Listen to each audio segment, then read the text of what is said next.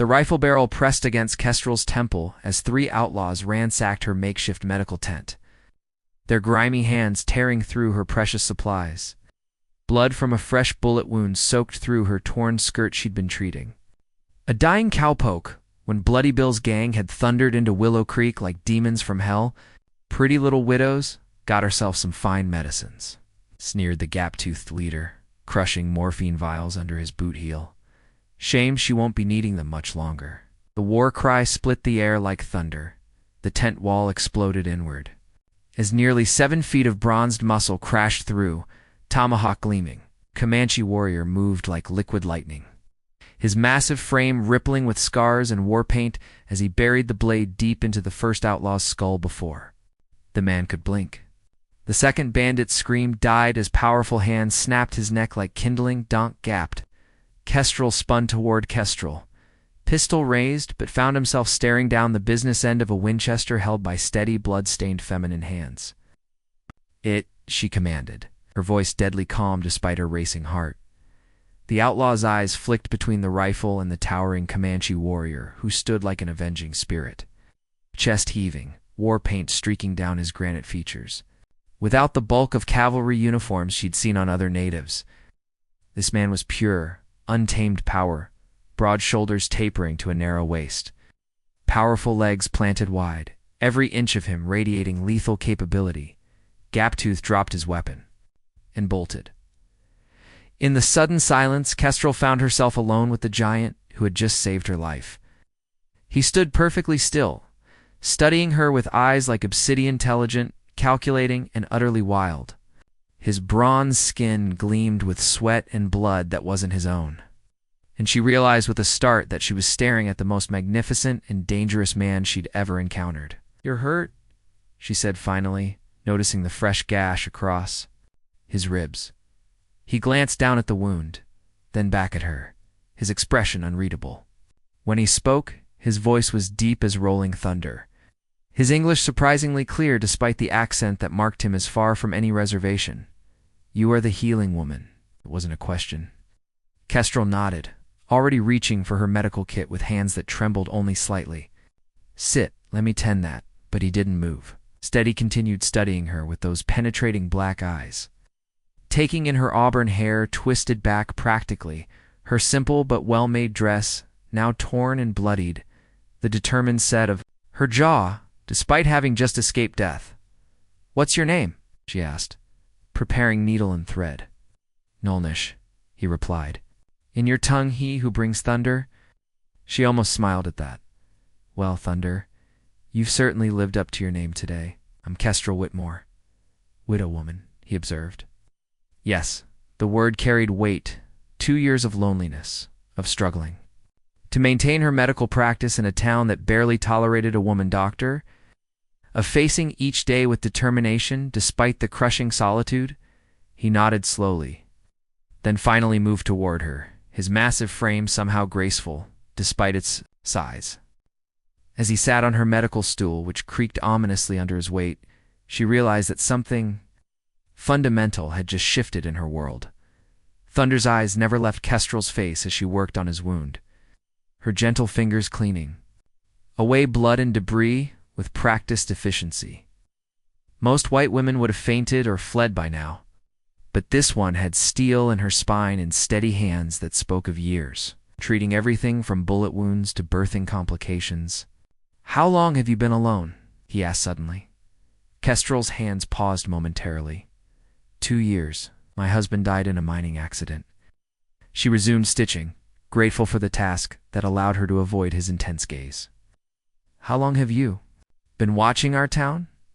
A ghost of a smile crossed his lips. "You are observant healing woman. 3 moons.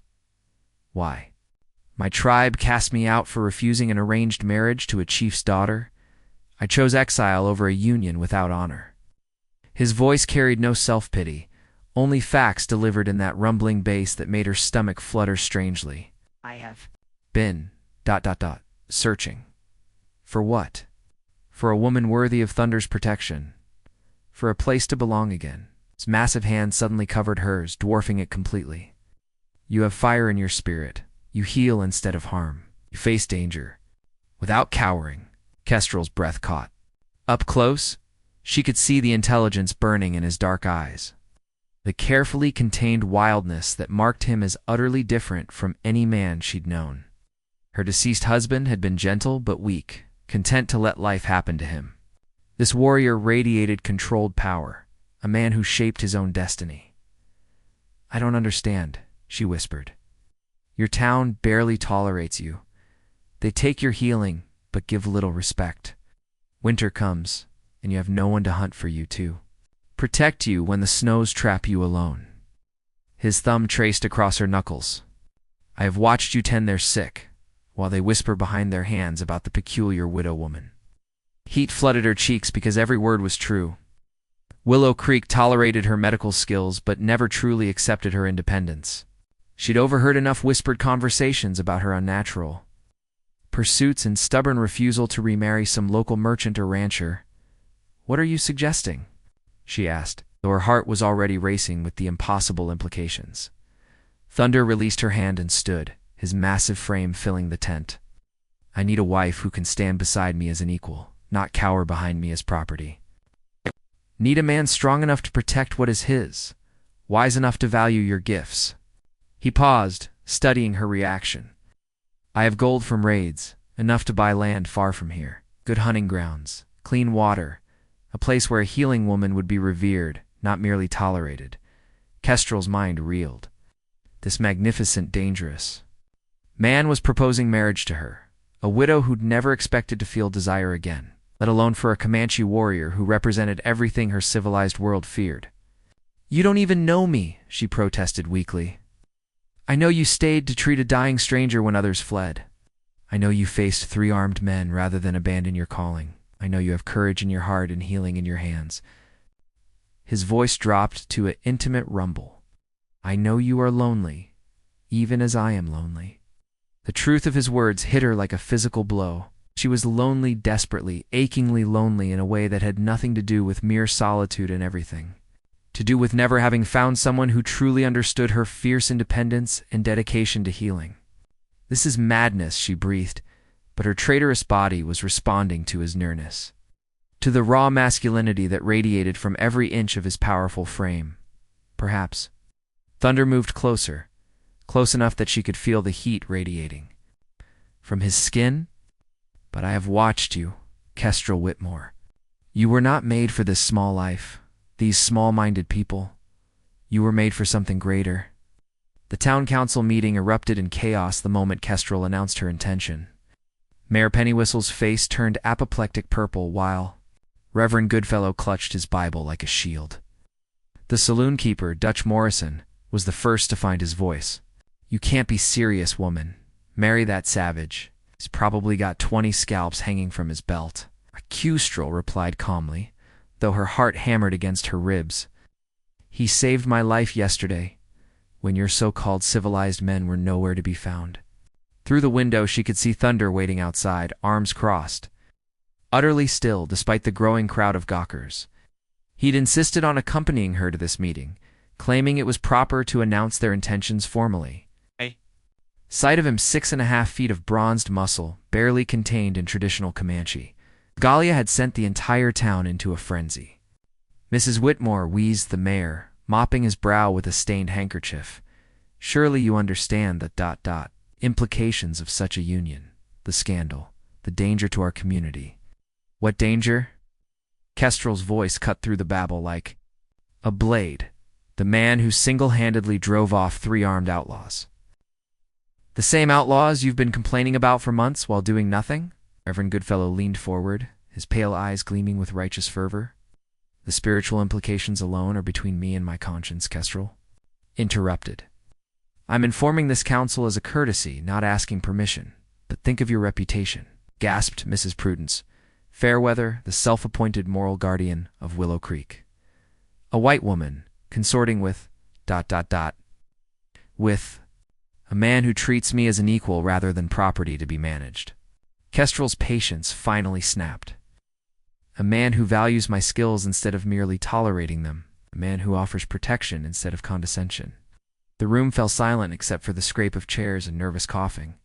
Finally, Dutch Morrison cleared his throat. Look, Kestrel, we all appreciate what you do for the town.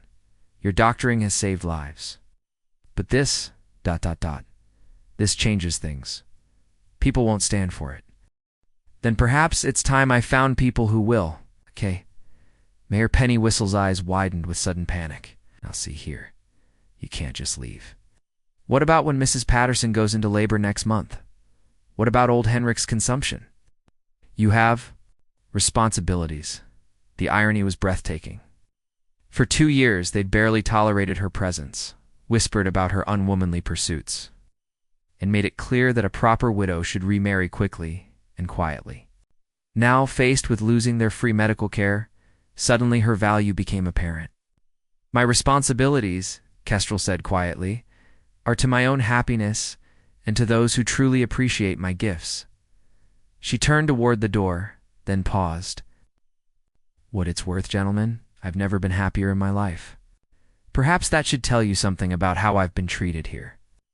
Outside, Thunder waited with the patience of a mountain. The crowd had grown larger, ranging from curious children to hostile men fingering their gun belts. But when Kestrel emerged, his face transformed with something that made her knees weak, not just desire, but deep, abiding respect. It is done? He asked quietly. It's done. She lifted her chin, meeting the stares of her neighbors with defiance. They're not happy, but they can't stop us.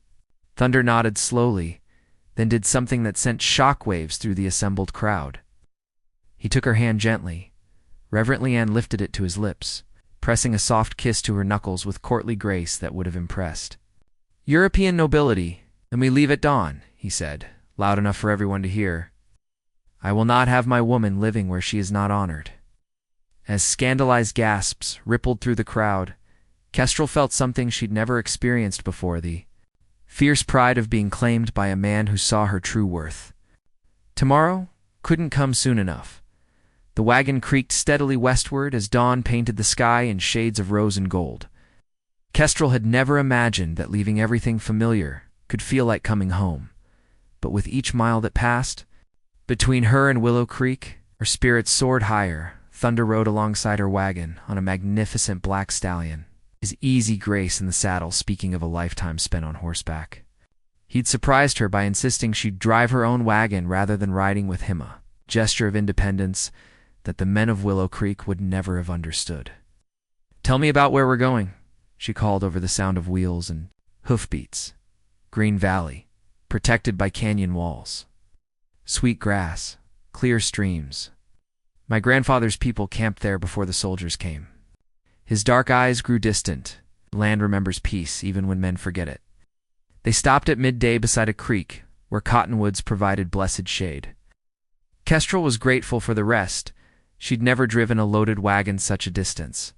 Her shoulders ached and her hands were raw from the reins. But she was determined not to complain. Thunder appeared at her side as she struggled to climb down from the high wagon seat. Without asking permission, his powerful hands spanned her waist, lifting her down as easily as if she weighed nothing. For a moment she was pressed against his chest, feeling the steady thunder of his heartbeat. Breathing in his scent of leather and sage and something indefinably wild. You are tired, he observed, studying her face with those penetrating eyes that seemed to see everything. I'm fine, she lied, flexing her sore fingers. He caught her hands, examining the raw spots with a frown. You have never done hard labor? Before, it wasn't an accusation, merely an observation. But Kestrel felt compelled to defend herself. I'm stronger than I look. I know this. His thumbs traced gentle circles over her palm. But strength comes in many forms. Your strength is in healing, in courage of heart. There is no shame in admitting when your body needs care. Before she could protest, he'd produced a small clay pot from his saddlebags. The salve he rubbed into her palms was cooling and sweet-smelling, providing immediate relief. What is this? She asked. Medicine my grandmother taught me. Willow bark and bear grease, other things. He smiled slightly. Even warriors need healing sometimes. As he tended her hands with surprising gentleness, Kestrel found herself studying this complex man she'd agreed to marry. They were layers. To him, She was only beginning to discover the fierce warrior who'd killed 3 men without hesitation, but also the thoughtful healer who carried grandmother's remedies and understood that strength had many faces. "Thunder," she said softly, "what was your life like before? Before you were exiled?" His hand stilled on hers. "I was war leader of my band, respected, feared by enemies, trusted by my people. But, ... Double quotes, he paused, seeming to weigh his words. But I was not happy. The chief's daughter, who was chosen for me, was beautiful, obedient, everything a Comanche wife should be. But there was no fire in her, no spirit to match mine. I would have been a good husband to her, but we would have been like 2 horses in, harness useful together, but never truly joined." Kestrel's breath caught. "No. And you gave up everything for the chance at something more. A man who settles for less than his spirit demands dies slowly, even if his body continues." His eyes met hers with burning intensity. "I would rather risk everything for the chance at true partnership than live safely in a cage of others' expectations." Words resonated through her like a bell strike. Hadn't she lived in just such a cage for 2 years, accepting tolerance instead of demanding respect, settling for mere survival instead of reaching for joy? "I understand," she whispered. Something shifted in his expression, relief perhaps, or recognition? "Yes," he said quietly. I believe you do." As they shared a simple meal of jerky and hardtack, Kestrel found herself wondering if this magnificent, dangerous man might be the answer to prayers she'd been afraid to voice. For the first time in years, the future stretched ahead, full of possibility instead of mere endurance. 3 days into their journey, Kestrel discovered that her new husband Subi possessed a wicked sense of humor. It emerged gradually, first in small smiles, when she cursed colorfully at a stubborn mule, then in full-throated laughter when she attempted to fish using methods that would have horrified any self-respecting trout. "You are holding the line like it might bite you," Thunder observed, settling beside her on the creek bank with fluid grace. "It might," Kestrel replied tartly. "I'm a doctor, not an angler. Watch." His large hands covered hers, guiding her grip with patient instruction. "Feel for the current. Let it carry your bait where the fish hide. Patience, little hawk. Good things come to those who wait with wisdom." The pet name sent warmth spiraling through her chest. No one had ever called her anything but her given name or the formal Mrs. Whitmore. Certainly no one had ever compared her to a bird of prey, beautiful, fierce, independent. "Is that what you were doing in Willow Creek?" she asked, waiting with wisdom. Thunder's smile was devastating. "I was hunting the most dangerous game of all a worthy woman. Such prey requires careful stalking." "Prey?" Kestrel raised an eyebrow. "I'll have you know I'm nobody's prey, warrior." "No," he agreed, his voice dropping to that intimate rumble that made her skin tingle. "You are a hunter yourself, seeking something your soul craves. The difference is, you did not know what you hunted until I showed myself." Before she could form a reply, her fishing line went taut. Thunder's hands guided hers as they fought to land a fat trout, and when it flopped, silver and gleaming in the shallows, Kestrel felt ridiculously proud of the accomplishment. "I caught a fish," she exclaimed, then immediately felt foolish for her childish enthusiasm. But Thunder's expression was pure delight. "A fine warrior's catch, little hawk. Tonight we feast like chiefs." That evening, as they shared the perfectly cooked trout around a small fire, Kestrel found herself relaxing in ways she hadn't for years. Thunder told stories of his childhood, some amusing, some touching. Oh. Painting a picture of a complex culture far richer than the savagery portrayed in dime novels. "But your people," she said carefully, "they truly cast you out forever. No chance."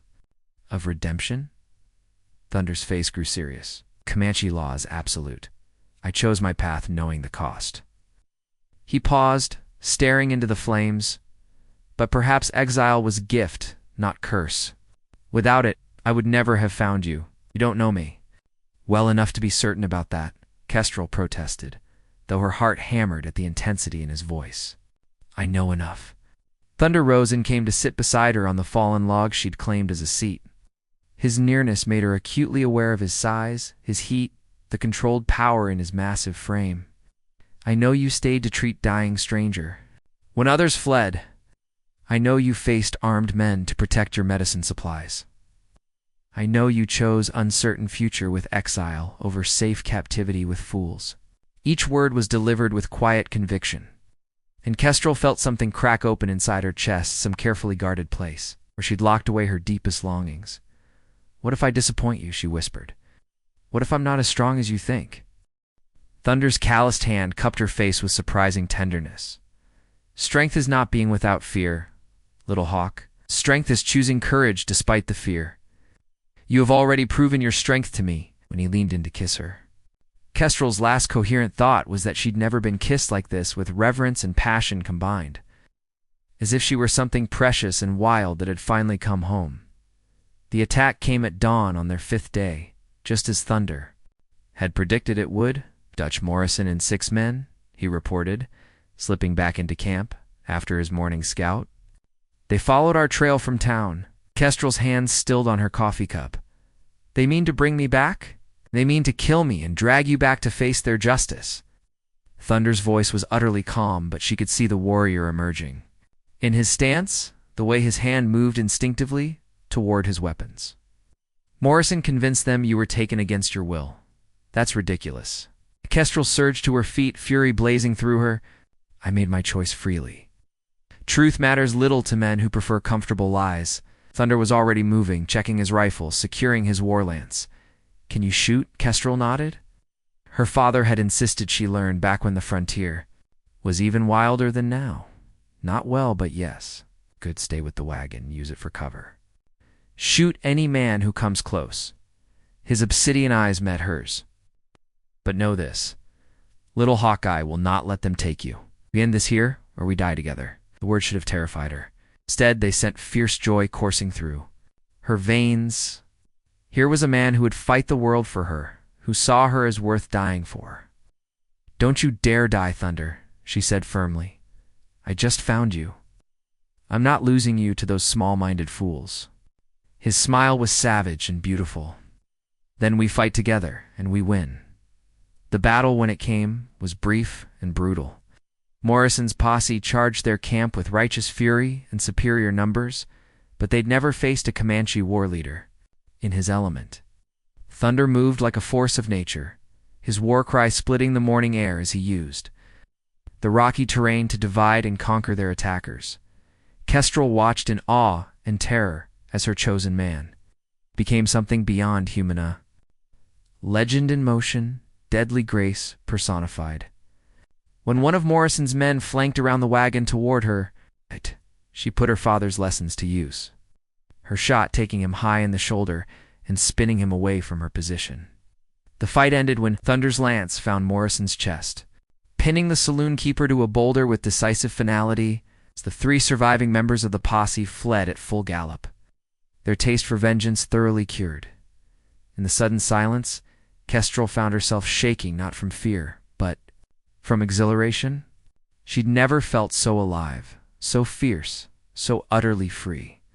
It is finished, Thunder said, wiping blood from his tomahawk blade. They will not follow further. Good. Kestrel's voice was steady despite her racing heart. Good. Because I'm exactly where I choose to be. Thunder's eyes blazed with something that made her knees weak. You fought beside me. Of course I did. We're partners, aren't we? Instead of answering with words, he crossed to her in 3 powerful strides and kissed her with desperate hunger, his hands tangling in her hair. This time, when his mouth claimed hers, she kissed him back with equal fervor, pouring all her newfound freedom and fierce joy into the contact. When they finally broke apart, both breathing hard, Thunder rested his forehead against hers. We go home, little hawk. Now we begin our real life. The valley Thunder had promised was everything he'd described and more. Ow. Protected by towering canyon walls painted in shades of rust and gold, it was a hidden paradise where clear streams meandered through meadows of sweet grass and wild flowers.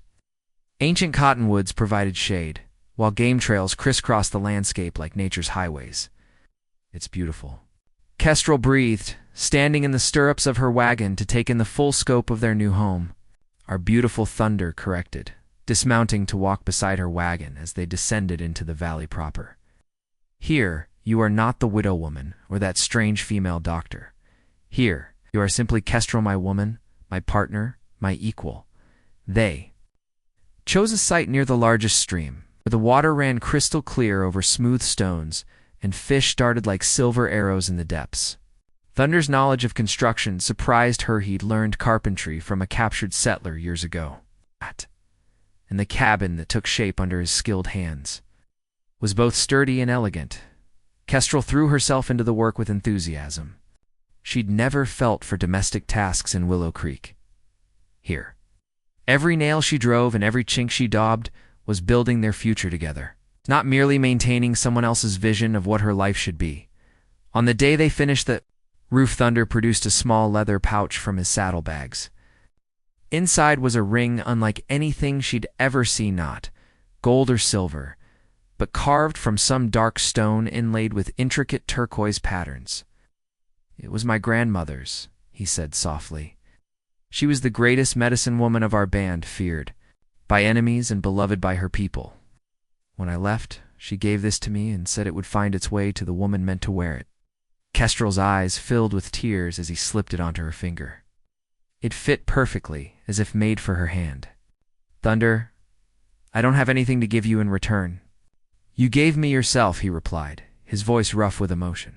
"You gave me a future worth building, a love worth fighting for. What greater gift exists?" Their wedding ceremony took place under the stars, with only the night wind as witness. Thunder spoke vows in Comanche, his voice carrying across the valley like a prayer, then translated for her promises of protection, partnership, an eternal devotion that brought fresh tears to her eyes. When it came her turn, Kestrel spoke from her heart. "I promise to stand beside you as your equal, to heal what can be healed and fight what must be fought. I promise to honor your strength, while contributing my own. Promise to build something beautiful with you in this place where we can both be free." Their first kiss as husband and wife tasted of freedom and forever. 6 months later, Kestrel's medical practice was thriving. Word had spread among the scattered settlements about the skilled healer in the hidden valley, and people traveled for days to seek her treatment. Unlike in Willow Creek, here she was revered, the medicine woman who'd chosen to marry the legendary warrior. Bringing healing and protection to all who approached with respect, Thunder proved to be not just a magnificent husband but a shrewd businessman as well. The gold from his raiding days, invested wisely in cattle and trade goods, ensured they'd never want for anything. But more than that, he was the partner she'd never dared dream of, strong enough to protect her, wise enough to value her gifts, and loving enough to support her dreams even when they led in unexpected directions. On the evening of their first anniversary, as they sat on the porch of their cabin watching the sun set over their valley, Kestrel reflected on the miracle of her life. "Do you ever regret it?" she asked. "Giving up everything for this?" Thunder's arm tightened around her shoulders. "Little Hawk, I gave up nothing and gained everything. A man without true partnership lives only half a life." Pressed a kiss to her temple. "Besides, look what we have built together." Kestrel smiled, her hand moving instinctively to rest on her belly where new life grew, the child who would be born into freedom. Raised by parents who understood that love was not about possession but about choice, commitment, and the courage to build something beautiful together. "Yes," she agreed, watching their cattle graze in the golden light, while her husband's strong heart beat steady against her ear. In the distance, a hawk cried out, wild and free, and perfectly at home in the vast sky above their hidden paradise, just like she was.